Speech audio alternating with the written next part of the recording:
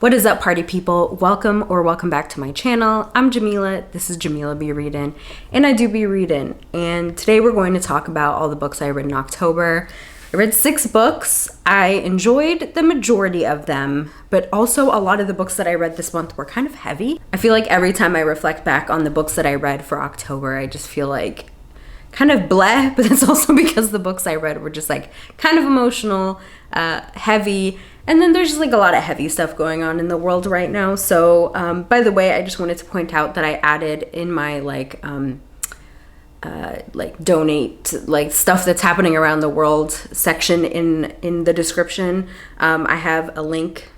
It's like a card that includes like a bunch of different links and resources to Palestine and to learn more about what's happening, the genocide that's happening in Palestine. So I really encourage you all to take a look at that. And let's talk about the books that I read in October. So I started off October with We Deserve Monuments by Jas Hammonds. This is a YA contemporary novel that's following our main character, Avery, who lives in DC with her parents, and they move right before her senior year back to her mom's hometown.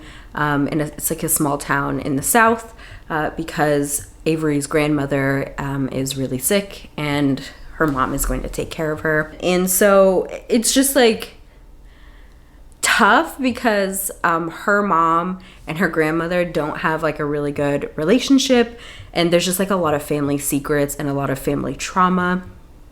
So Avery is like finding herself kind of caught in the middle, like wanting to learn more about like what happened to her mother, and also wanting to like get to know her grandmother, who she didn't really like grow up knowing all that well.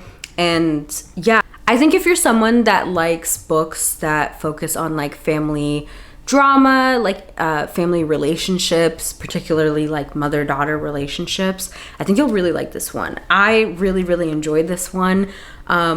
Honestly, like, y'all know me, I love like generational family drama stories, and this one hit a lot for me compared to some of the other books that I was like really excited for. And this is YA too. I don't read a lot of YA anymore, let alone like YA contemporary, but I read this with the book club I have with my friends. And yeah, it just really hit for me. I'm thinking of books like Black Cake and Family Lore that I read this year that I like went into thinking that this was gonna be like a new favorite, and they didn't quite hit, but this one did. I think it was really good. I think it was also like age appropriate, like nothing felt like too much, but it also didn't shy away from some of these heavier topics. I really liked it. I went to the bookstore because I wanted to go pick up a physical copy because I got the ebook from Libby.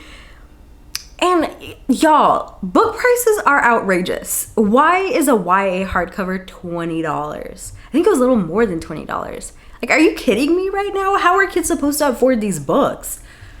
Anyways, I did not end up purchasing it. I just decided to wait until I found like a used copy or it came out in paperback, because $20 for a YA is ridiculous, okay? Then I wanted to check out this new release romance that I'd been seeing a lot of people talking about, particularly within like September and October, fall time. It has like a very fall cover, as you can see. I don't know where I'm gonna put the picture. This is You Again by Kate Goldbeck, and this was described, what was the pitch? It was something like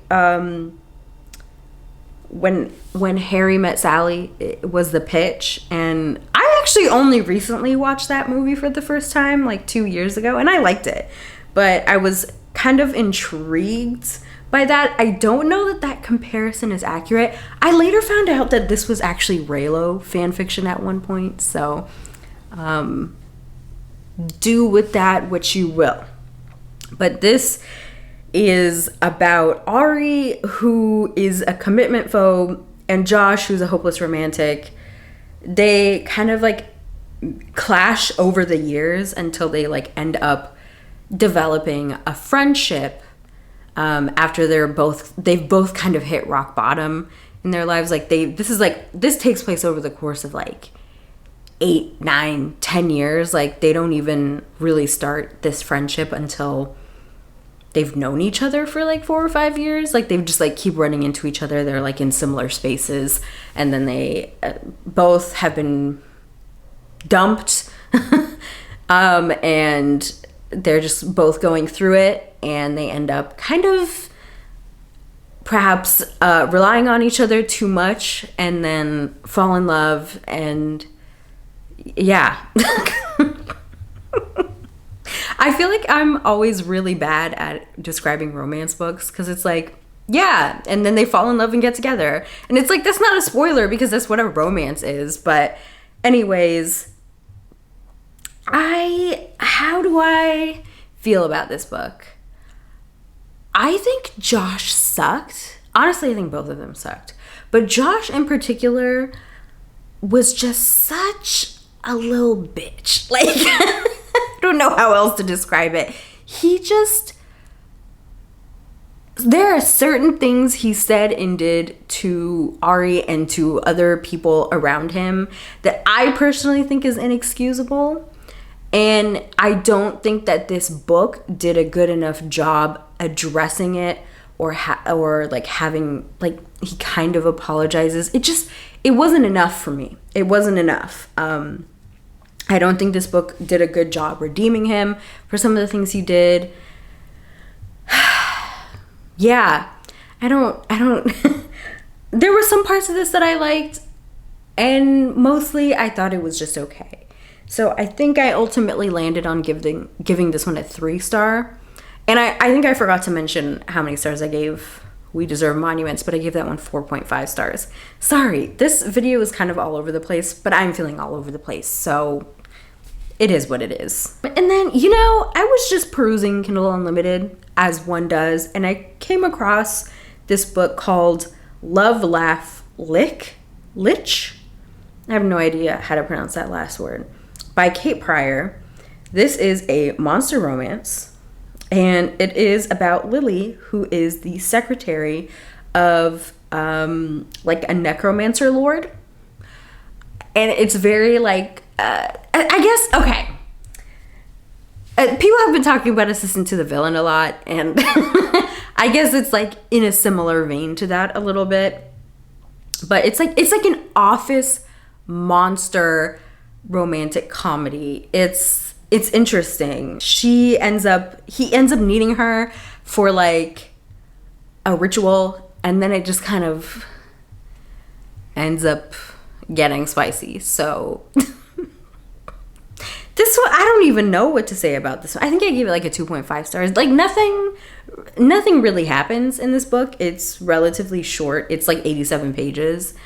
And I don't think it did a good job of showing like why these two characters needed to be together ultimately at the end. But it passed the time. So then I picked up Minor Detail by Adania Shibli. And so if you've been paying attention to what's going on in the world right now, you may, especially like in the bookish space, you may have heard about what happened to this author. She's a Palestinian author. She wrote this book, and it was being awarded at the Frankfurt like book festival or award or something in Germany. And after what happened on October 7th, they decided to rescind her award to make space for Israeli authors. So obviously that is extremely whack. And a bunch of book talkers, namely Hannah, I'll like put her profile here, you should go follow her, put together this like Reading is Resistance readathon, mainly to read this book. It is very short. It is only, I think, like 56 pages. The audiobook is really short. Also, the audiobook is free. If you go to Libro FM, it's free, which is awesome. That's how I ended up listening to the audiobook. And truly, I don't even know like how to describe my thoughts on this book. I feel like I'm still processing it. I ended up, after I finished the audiobook, purchasing a copy. It's like back ordered right now, which is great because that means a lot of people are trying to purchase this book right now. So I'm waiting for that, and I kind of want to reread it like physically. There's just a lot to take in. Basically, the first part of this book is following an IDF soldier like the summer after the Nakba in 1948, and he's, you know, hunting Arabs, Palestinians in the area, and basically what happens is that he and other soldiers rape this girl, this Arab girl. It's not very graphic, which I appreciate, but it's so incredibly haunting the way that it's written. He's so apathetic. And then the second part, in more of like a near present day time, we're following a young woman who like uncovers some details surrounding this rape that happened, and is trying to investigate more and find more information about it, and is kind of almost becomes obsessive in like learning more about this, I guess what you can consider a minor detail in the grand scheme of like the 75 years of Palestinian suffering. So it is it is a lot. Like, this book is so short, but the author like really packs a punch in such a short amount of space, and it's just like so haunting. I highly recommend it. It was a 5-star read. It is a lot. It is, obviously you can tell by this description that it's a lot, but I also recommend, if you can, to read this in one sitting, because I think it really, you feel the impact of the transition between the two narratives a lot more. Yeah, I highly recommend checking this one out. Like I said, the audiobook is free on Libro FM. So for my local book club, Pros Before Bros, our October read was Butter Honey Pig Bread. And we had the really amazing opportunity of partnering with a local like kind of food collective. They basically like do a lot of like pop-up events featuring chefs of color in Portland, and they did an event. I'm like forgetting what they're called. If I can remember, I'll like put a picture here or something so you can check them out. But Pros Before Bros partnered with them, and they actually flew out the author of this book, and we also had like this really lovely brunch, and then there was like an author talk that happened with the author, and I'll post a picture of us. We did take a picture, and she did follow me on Instagram, so you know what I'm saying.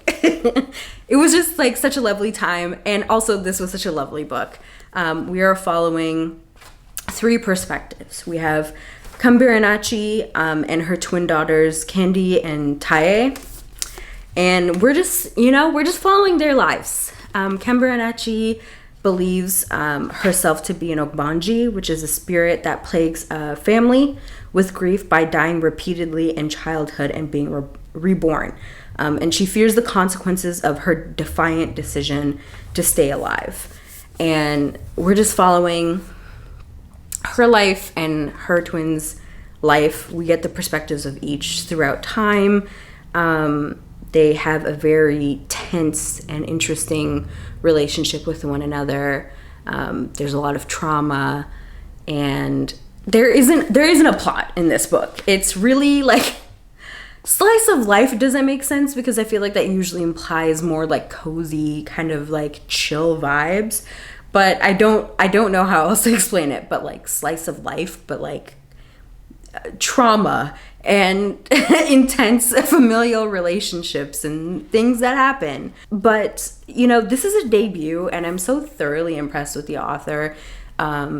She just has such a beautiful writing style. I don't know. I thought I had highlighted some parts in here, but I did not. But yeah, it was really good. I don't know how else to describe it. The writing is good. I was so invested in these characters, and I recommend checking it out. I gave this one, it's like a 4.25 stars. I really enjoyed it. The final book that I read in October was Witch of Wild Things. This is a romance. I won't say a rom-com because it's not really comedic at all. It's a romance book. I was really intrigued by this one just because of the description, and also the cover is really cute, and also it's like witchy romance vibes, perfect for the fall time. We're following Sage Flores, who has been running from her family, and their gifts since her younger sister Sky died. She is returning to her hometown 8 years later because of things that happened some things that happened at the start of this book. And she ends up taking her job back at the Cranberry Rose Company and uses her ability to communicate with plants to discover unusual heritage specimens. So she basically like becomes like a plant hunter. She's known as the plant whisperer because like her gift, her like magical ability is like an affinity with like plants and stuff, and she can just like automatically know what kind of plant something is just by looking at it. She can like control like vines and stuff. And I was like really intrigued by this description. And so me and my friends who have a book club, we've read like 2 books this month, picked this one up. We're actually going to talk about it today. Well, the day that I'm filming this, which is November 4th. And unfortunately, I didn't like this one. I think I land like a 2.5 stars. It just, one, I had been reading so many heavy things and I was excited to read this because I thought it was going to be kind of like cozy. But this was also kind of heavy because it deals a lot with grief. Sage is kind of being haunted by her sister's ghost. She blames herself a little bit for what happened to her sister, and her other sister, because there's 3 of them, also blames her, even though it's not really her fault. So it's just like there's like a lot of tension, there's a lot of grief, and then meanwhile she's having a romance with someone that she'd been in love with in high school. They had like they messaged each other on AIM. She knew who he was, but he didn't know who she was. And then something happened, you know, at the end of high school, and she hadn't talked to him since, and she feels kind of betrayed by him. So they're kind of like clashing a little bit, even though he's like, I don't even know what I did. And it's, yeah, I didn't like their relationship. She acted so childish and corny at times. She's like 29 years old. And a little bit of this, I'm realizing, I think this might be the author's like adult debut. She's written some YA books that I've heard of. So I don't know. She read young to me, even though she's like technically older than me. So there were some weird decisions. There were some weird ways that she was behaving that I just thought, like, girl, you're grown. Let's get it together a little bit here. I didn't really love her relationship with her romantic interest. Yeah, I don't know. It didn't work for me. I didn't like it.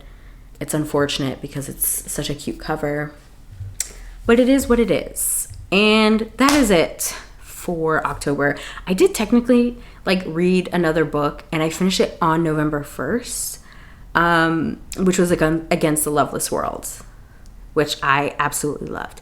But I'll leave that for November since I technically read it in November. I'll talk about it in my November wrap up. Those are all the books that I read in October. It was an interesting reading month, and you know, there's only 2 months left.